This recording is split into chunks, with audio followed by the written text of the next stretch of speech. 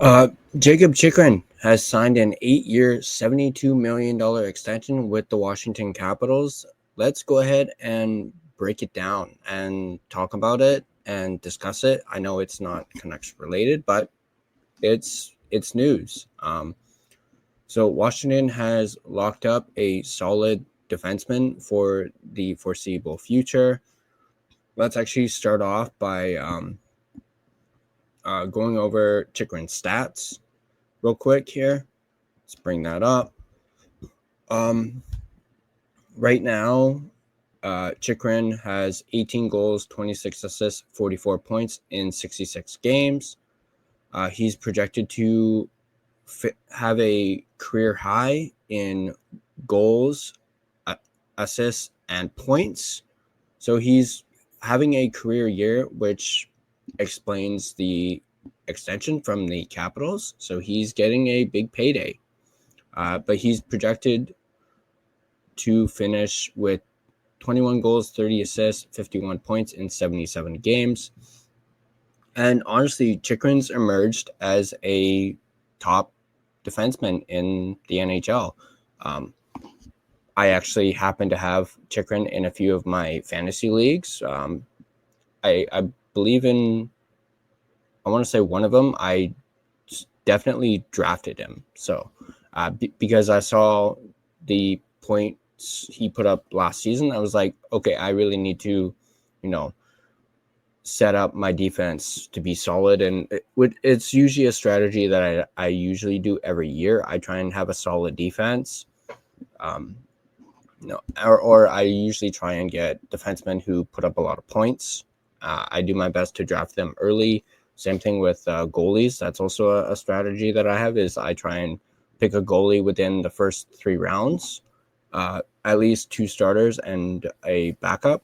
So little, fantasy, a little free fantasy tip there for those of you that do fantasy hockey. But yeah, so moving back to Chychrun, last season, the season before that with the Senators, his last with the Senators, he finished with 14 goals, 27 assists, 41 points in 82 games. So he played the full season. And then 12 games with the Senators, he had 2 goals, 3 assists, 5 points. And then earlier that season, as he ended up being traded from Arizona to Ottawa, he had 7 goals, 21 assists, and 28 points in 36 games. As you can see here, going back down, he's definitely in the last 3 years become a top. Sorry, just about knocked my mic over. He's become a top defenseman. He's a two-way defenseman. And you can really see with the goals, at least the last few years, the guy can shoot the puck and the guy can put the puck in the net. He's a big guy too, a big tall guy as well. But I'm just surprised at how much offense he has. So, and I think this really turns out really well for the Caps, as they already have John Carlson, who's a top defenseman. Obviously, he's got a good partner. Actually, I don't know exactly. Those of you that are Washington Capital fans want to go ahead and correct me in the comments, go right ahead. But I do believe that both Chychrun and Carlson are their top pairing. Once again, correct me if I'm wrong, as I don't fully follow the Capitals. But yeah, let's move over to his current contract and just talk more about the contract as opposed to his stats. So his current contract, he's in year 6 of 6 with a cap hit of 4.6. And that was his current contract. So he's, as we mentioned, he's getting a massive payday. As of this new contract, he's making more money than Quinn Hughes. Obviously, this could potentially look like something that Quinn Hughes might get, in a couple of years. Possibly Hughes might get more money. Who knows? We'll cross that bridge when we cross it. But he signed his current contract when he was 27 years old. Or no. Sorry. He's 26 right now.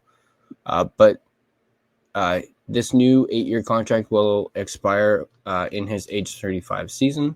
Sorry about that little miscue. But let's look at his new contract and more details in regards to it.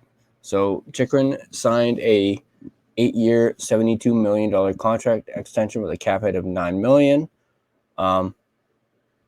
Contract was signed yesterday and expires in the 2032-2033 season when Chychrun will be 35.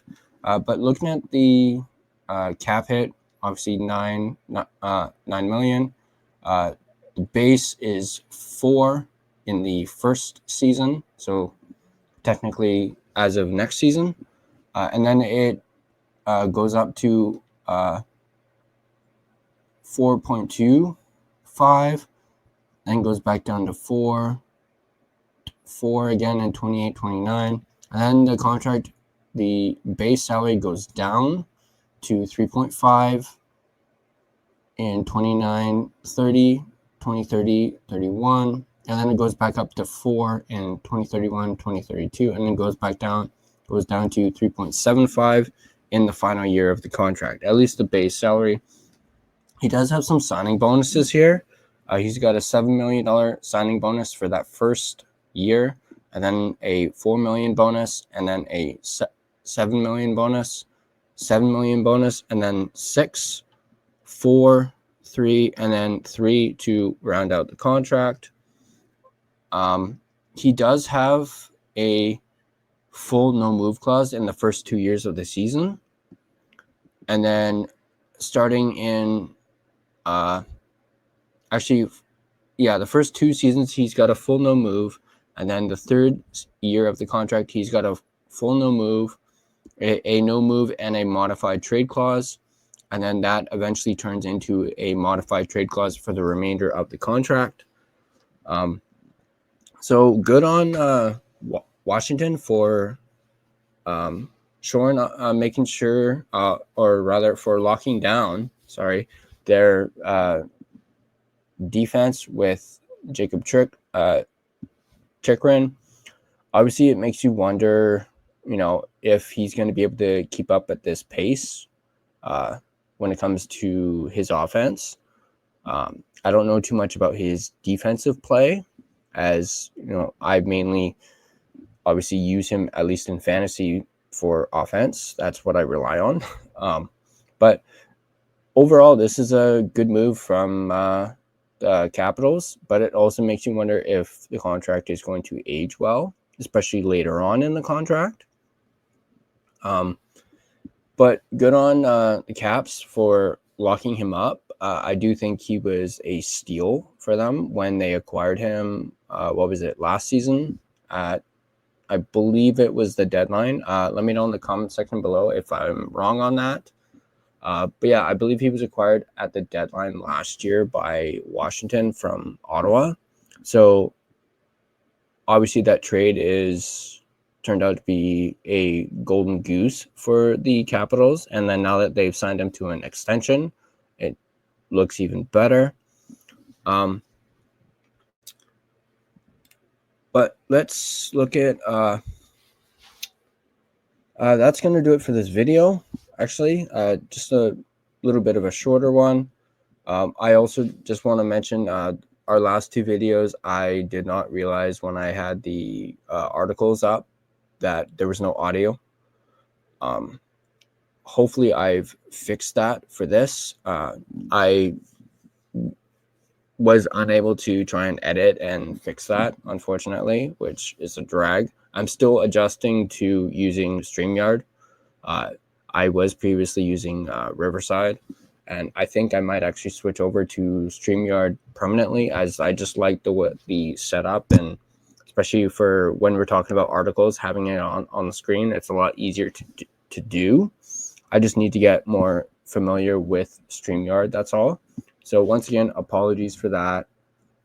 And then, yeah, if you're looking to be a part of the conversation, give us a follow on all social media platforms. As you can see on the screen there, we're on X, Facebook, Instagram, YouTube, Spotify, TikTok, and Discord. The Discord actually is free to join. So go ahead and, as I mentioned, be a part of the conversation. The link will be in the description down below. So yeah, go ahead and join the Discord server. I have it all set up, and let's have some great conversations and talk all things Canucks. As I mentioned, it's completely free. It won't charge you anything. We do have a Patreon section on the Discord for Patreon members. If you're looking to, as I mentioned in a previous video, that we're going to be starting a weekly mailbag soon. Those of you that join the Patreon will get a Patreon bump when it comes to the mailbag, as your questions will be at the head of the queue and will for sure be answered on the podcast. So go ahead and join Patreon. That is one tier that I've come up with. Obviously, and yeah, so yeah, that's going to do it for this video. Obviously, later tonight, we're going to have our live stream after the Canucks versus Islanders game. That starts at 8 o'clock Pacific time, and I'm really looking forward to that. I have that all set up already. And yeah, as always, I'll see you guys in the next video.